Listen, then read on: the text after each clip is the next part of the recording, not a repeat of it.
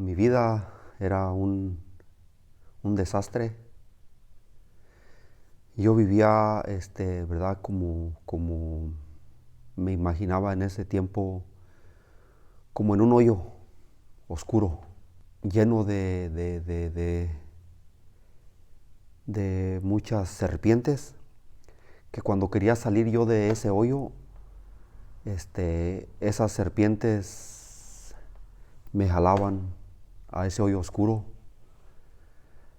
Pero yo siempre creía que había una luz. Siempre creía yo en esa luz. Entonces recuerdo que un día fui a la iglesia de San José y pues fui a hacer un juramento de no tomar alcohol por un año.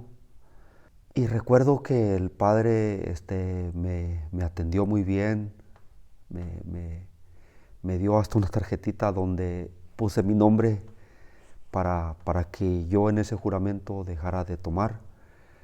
Y elevé mi cabeza al cielo y me acuerdo que miré esa luz. Yo la miré y pues todo ese año dejé de tomar. Entonces fue mi primer año que yo salí de ese hoyo oscuro. Pero pues no me sentía curado todavía. Yo todavía caminaba por esa línea muy delgadita donde podía caer en cualquier momento. Y empezaron, ¿verdad?, los problemas otra vez. Cuando cumplí mi juramento, volví otra vez a caer en los vicios. Y yo buscando otra vez la luz, vamos a la iglesia. Para eso yo tenía que hacerle el bautizo a mis 3 hijos porque no había bautizado a ninguno. Entonces llego con mi esposa a la oficina aquí en Carpintería para obtener ese sacramento para mis hijos. Y me dicen que vamos a cursar por un año en la catequesis. Y pues me molesto porque digo, ¿por qué? Pues si yo ya tengo mis sacramentos, ¿por qué tengo que estar un año? Total que llego enojado, yo llegué enojado al primer día.